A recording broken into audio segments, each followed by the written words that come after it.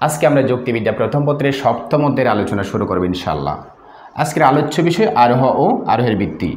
আমরা আরোহ থেকে আলোচনা করব আরোহের সংজ্ঞা, বৈশিষ্ট্য ও শ্রেণীবিভাগ। তবে আমরা আরোহের বিস্তারিত আলোচনা করব যুক্তিবিদ্যা দ্বিতীয় পত্রের তৃতীয় অধ্যায় আরোহ ও আরোহর শ্রেণীবিভাগ অধ্যায়ের। আমরা আজকে আরোহ থেকে প্রাইমারি আলোচনা করব সংজ্ঞা, বৈশিষ্ট্য ও শ্রেণীবিভাগ। আবার আরোহের ভিত্তি আরেকটি অংশ রয়েছে। প্রধানত আরোহের ভিত্তি দুই প্রকার, আকারগত ও বস্তুগত ভিত্তি। চলো শুরু করা যাক। আমরা শুরু থেকে আসি। প্রথমত আরোহের সংজ্ঞা। আরোহ কাকে বলে? আরোহ মানে একটি যুক্তির নাম। আরোহের সংজ্ঞা, আরোহ বলতে কি বোঝায়? বিশেষ বিশেষ কয়েকটি দৃষ্টান্ত থেকে একটি সার্বিক সিদ্ধান্তে স্থাপন করাকে কি বলে? আরোহ বলে। তার মানে হচ্ছে আরোহণ মানে বিশেষ থেকে সার্বিকে গমন করে। এছাড়া আমরা আরোহের বৈশিষ্ট্য আমরা যুক্তিবিদ্যা প্রথম পত্রের পঞ্চম অধ্যায় অনুমান অধ্যায়ে কিন্তু আলোচনা করেছি, তোমরা একবার দেখে নিতে পারো। তো যাই হোক, আরেকবার দেখে নিই আরোহের বৈশিষ্ট্য কী কী হতে পারে। এক নম্বর বৈশিষ্ট্য, আরোহণ মানে বিশেষ থেকে সার্বিকে গমন করবে। দুই নম্বর বৈশিষ্ট্য, সিদ্ধান্তটি সবসময় আশ্রয়বাক্য অপেক্ষা বেশি ব্যাপক হবে। তিন নম্বর বৈশিষ্ট্য, আশ্রয়বাক্যগুলো পরস্পর সম্পর্কযুক্ত থাকবে। চার নম্বর বৈশিষ্ট্য, সিদ্ধান্তটি আশ্রয়বাক্য থেকে অনিবার্যভাবে আসবে। আশ্রয়বাক্যগুলো বলে দিবে সিদ্ধান্ত কী হবে। পাঁচ নম্বর বৈশিষ্ট্য, সিদ্ধান্তটি সবসময় সার্বিক সংশ্লেষক হবে। পঞ্চম অধ্যায় থেকে তোমরা দেখে নিতে পারো আরোহের বৈশিষ্ট্যগুলো। সার্বিক সংশ্লেষক যুক্তিবাক্য কাকে বলে? যে সার্বিক যুক্তিবাক্যে বিধেয় পক্ষে উদ্দেশ্য সম্পর্কে বারবার নতুন নতুন তথ্য দেয়। যেমন সকল মানুষ মরণশীল, প্রত্যেক মানুষের মৃত্যুর পেছনে এক একটা কারণ থাকে। কাজে মরণশীল পদটি মানুষ সম্পর্কে নতুন নতুন তথ্য দিচ্ছে, সেটাকে বলা হয় সার্বিক সংশ্লেষক যুক্তিবাক্য। আশা করি বুঝতে পারছো। এই ছাড়া আরোহের শ্রেণীবিভাগ, আরোহকে প্রধানত দুই ভাগে ভাগ করা হয়েছে। আরোহ প্রধানত দুই প্রকার। কি কি? এক হচ্ছে প্রকৃত আরোহ, দুই অপ্রকৃত আরোহ। আরোহ প্রধানত দুই প্রকার, প্রকৃত আরোহ ও অপ্রকৃত আরোহ। আবার প্রকৃত আরোহ তিন প্রকার রয়েছে, প্রত্যেকে জানো। এক হচ্ছে বৈজ্ঞানিক আরোহ, আমি লিখতেছি না, তোমরা একটু লিখে নাও। দুই অবৈজ্ঞানিক আরোহ। তিন সাদৃশ্যানুমান। অপ্রকৃত আরোহ আবার তিন প্রকার, পূর্ণাঙ্গ আরোহ, যুক্তি সাম্যমূলক আরোহ, গঠন আর সংযোজন।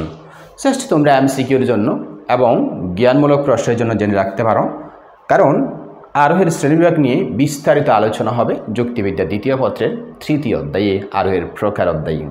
সো আমি আরেকবার বলছি, আরোহ প্রধানত দুই প্রকার, প্রকৃত আরোহ, অপ্রকৃত আরোহ। আবার প্রকৃত আরোহ তিন প্রকার রয়েছে, বৈজ্ঞানিক আরোহ, অবৈজ্ঞানিক আরোহ ও সাদৃশ্যানুমান। অপ্রকৃত আরোহ আবার তিন প্রকার, পূর্ণাঙ্গ আরোহ, যুক্তি সাম্যমূলক আরোহ, ঘটনার সংযোজন।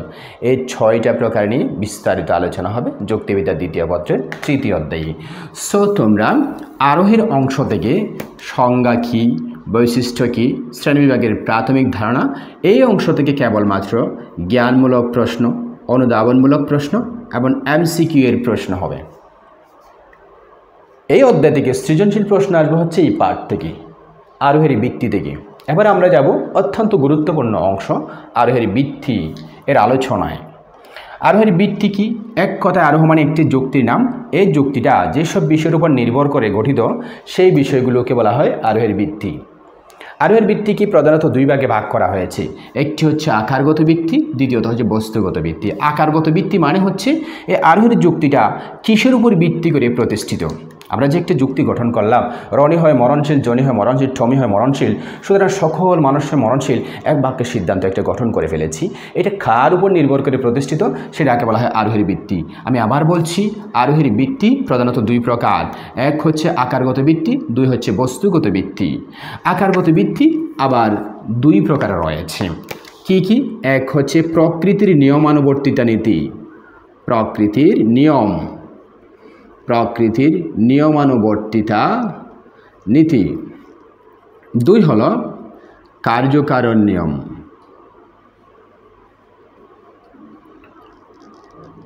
ঠিক আছে, আমি আবার আসছি।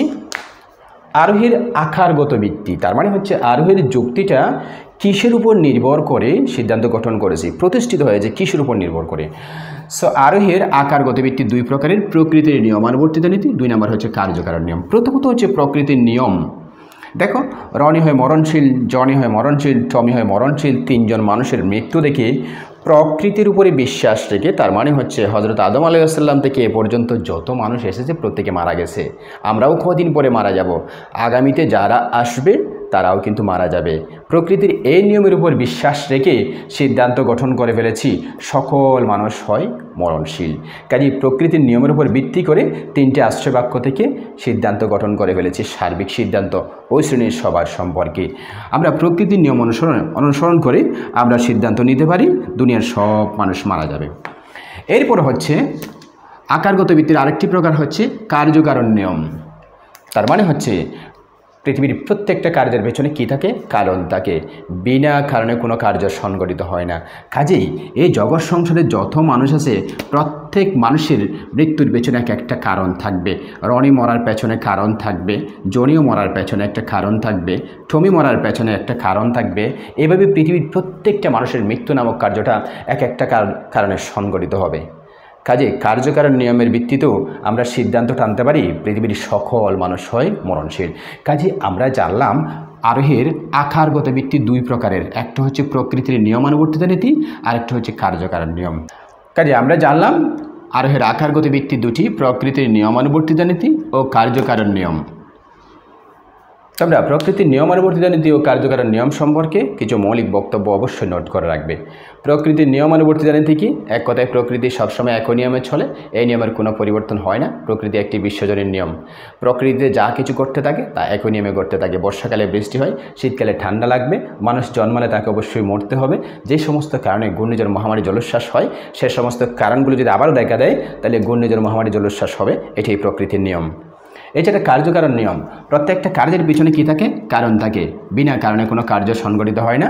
কার্য কারণ একটি হচ্ছে অবিচ্ছেদ্য সম্পর্ক বিদ্যমান। কার্যকারণ থেকেও তোমরা কয়েকটি বক্তব্য অবশ্যই নোট করে রাখবে। এছাড়া প্রকৃতির নিয়মানুবর্তিত নীতিতে একটি গুরুত্বপূর্ণ মতবাদ আছে, যেটি একটি ভ্রান্ত মতবাদ, আরোহের কোঠাবাস। খ নাম্বারে অনুধাবনমূলক প্রশ্নে প্রায় এসে থাকে আরোহের কোঠাবাস। এই অসঙ্গত মতবাদের প্রবক্তা হচ্ছেন জেএস মিল। জেএস মিল প্রকৃতির নিয়মানুবর্তিত নীতিকে একবার আরোহণ অনুমানের ভিত্তি বলেছেন, আরেকবার আরোহণ অনুমানের ফল বলেছেন। একই কথা দুইবার পুনরাবৃত্তি করার কারণে যুক্তিবিদ্যা এটি একটি অসঙ্গত মতবাদ, যে মতবাদটি যুক্তিবিদ্যায় আরোহের কোঠাবাস নামে পরিচিত। আমি আরেকবার বলছি, জেএস মিল প্রকৃতির নিয়মানুবর্তিত নীতিকে একবার বলেছে আরোহের ভিত্তি, আরেকবার বলেছে আরোহের ফলাফল। একই কথাটা দুইবার পুনরাবৃত্তি করার কারণে একটি অসঙ্গত মতবাদের সৃষ্টি হয়, যে মতবাদটা আরোহের কোঠাবাস নামে পরিচিত। আশা করি বুঝতে পারছো প্রকৃতির নিয়মানুবর্তিত নীতির সাথে সংশ্লিষ্ট একটি অসঙ্গত মতবাদ হচ্ছে কি? আরোহের কোঠাবাস। এছাড়া কার্যকারণ নিয়মের সাথে সংশ্লিষ্ট আরও দুটি বিষয় আছে। এক হচ্ছে বহু কারণবাদ, দুই বহু কারণ সমন্বয়বাদ। মোস্ট ইম্পর্টেন্ট দুটি অংশ, এটা উদ্দীপক হিসেবে থাকে, বহু কারণ সমন্বয়বাদ। আমি আলোচনার শেষের দিকে আছি, আমি এটা মুছে নিচ্ছি। যাই হোক থাক। এই যে আমি দুটি কার্যকারণ সংশ্লিষ্ট দুটি বিষয়, বহু কারণবাদ ও বহু কারণ সমন্বয়বাদ, আমি দুটো চিত্র দাঁড় করালাম। মৃত্যু নামক কার্যটা অনেক কারণে হইতে পারে। জ্বরে হতে পারে, হঠাৎ করে ডায়রিয়া হয়েও একজন মানুষের মৃত্যু হতে পারে, স্ট্রোক হয়ে একজন মানুষ মারা যেতে পারে, হতে পারে সেটা হঠাৎ যে কোনো দুর্ঘটনা হয়ে মারা যেতে পারে, বা হচ্ছে যে কোনো ভাইরাসের কারণে মারা যেতে পারে। সো যাই হোক, মৃত্যু নামক কার্যটা বিভিন্ন কারণে হতে পারে। আমি আরেকটা কার্য দিলাম, যেমন দালান নামক একটা কার্য। দালানটা করতে গিয়ে ইট লাগবে, পানি লাগবে, লোহা লাগবে, সিমেন্ট লাগবে, তারপরে বালি লাগবে, সবগুলো উপাদান মিলে দালান নামক কার্যটা সৃষ্টি হবে। সো তোমরা একটু গুরুত্বের সাথে খুব খেয়াল করো তো, বহু কারণবাদ কাকে বলে? একটি কার্য যখন বিভিন্ন কারণে হইতে পারে, যেমন মৃত্যু নামক কার্যটা জ্বর হইতে পারে, ডায়রিয়া হইতে পারে, স্ট্রোক হইতে পারে, দুর্ঘটনা হইতে পারে, ভাইরাস, যে কোনো ভাইরাসের আক্রমণ অ্যাটাকে হতে পারে, যে কোনো কারণে মৃত্যু নামক কার্যটা সংঘটিত হতে পারে। এই মৃত্যু নামক কার্যটাকে বলা হয় বহু কারণবাদ। আর একটি কার্য যখন অনেকগুলো কারণ একত্রিত হয়ে সংঘটিত হয় সেটাকে বলা হয় বহু কারণ সমন্বয়বাদ। যেমন দালান নামক কার্যটা, একটা বিল্ডিং, একটা দালান, সেটা সংগঠিত হতে গেলে, দালানটা তৈরি করতে গেলে বালি, ইট, সিমেন্ট পানি লোহা সবগুলোর সংমিশ্রণে দালানটা তৈরি হবে। আশা করি তোমরা বুঝতে পারছো। বহুকারণবাদ মানে হচ্ছে একটি কার্য যখন অনেক যে কোনো কারণে সংঘটিত হতে পারে সেটা হচ্ছে বহুকারণবাদ, আর একটি কার্য যখন অনেকগুলো কারণে একত্রিত হয়ে সংঘটিত হবে সেটা হচ্ছে বহুকারণ সমন্বয়বাদ। আশা করি বুঝতে পারছো। মৃত্যু নামক কার্যটা হচ্ছে বহুকারণবাদ আর দালান নামক কার্যটা হচ্ছে বহুকারণ সমন্বয়বাদ। আশা করি তোমরা বুঝতে পারছো। আজকে আমরা আলোচনা করলাম আরোহ, আরোহের সংজ্ঞা, বৈশিষ্ট্য এবং শ্রেণীবিভাগ। এবং আরোহের বৃত্তির মধ্যে প্রধানত দুই প্রকার, একটি হচ্ছে আকারগত, আরেকটি হচ্ছে বস্তুগত। আকারগত বৃত্তি কিন্তু প্রধানত দুই প্রকার, প্রকৃতির নিয়মানুবর্তিত নীতি, কার্যকারণ নিয়ম। আর প্রকৃতির নিয়মানুবর্তিত নীতির সাথে সংশ্লিষ্ট একটি আমি যে অসঙ্গত মতবাদের কথা বলছি সেটার নাম হচ্ছে আরোহের কূটাভাস। এছাড়া কার্যকারণ নিয়মের সাথে সংশ্লিষ্ট আরও দুটি বিষয় আছে, একটা হচ্ছে বহুকারণবাদ আর একটা কি বহুকারণ সমন্বয়বাদ।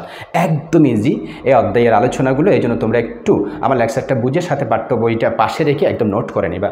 বহুকারণবাদ, বহুকারণ সমন্বয়বাদ। বহুকারণবাদ কাকে বলে? একটি কার্য যখন বিভিন্ন কারণে সংঘটিত হতে পারে, স্পেসিফিক কোনো কারণে যে কোনো কারণে সংঘটিত হতে পারে সেই কার্যটাকে বলা হয় বহুকারণবাদ। আর একটি কার্য যখন অনেকগুলো কারণে সমন্বয়ে সংঘটিত হয় সেটাকে বলা হয় বহুকারণ সমন্বয়বাদ। আশা করি তোমরা বুঝতে পারছো। আজকের লেকচারে আমরা সপ্তম অধ্যায়ের প্রায় অংশ শেষ করে ফেলেছি। আর একটি ছোট্ট অংশ আছে আরোহের বস্তুগত বৃত্তি। বস্তুগত বৃত্তি দুই প্রকার, একটা হচ্ছে পরীক্ষণ আর একটা হচ্ছে নিরীক্ষণ। পরবর্তী ক্লাসে আমরা পরীক্ষণ নিরীক্ষণের সুন্দর আলোচনা দিব ইনশাল্লাহ। এছাড়া এই অধ্যায় থেকে যে সৃজনশীল প্রশ্ন আসবে সেই সৃজনশীল প্রশ্ন নিয়ে আমরা পরবর্তী ক্লাসে বিস্তারিত আলোচনা করব। আজকে এই পর্যন্ত। পরবর্তী ক্লাসে আবারও দেখা হচ্ছে। খোদা হাফেজ।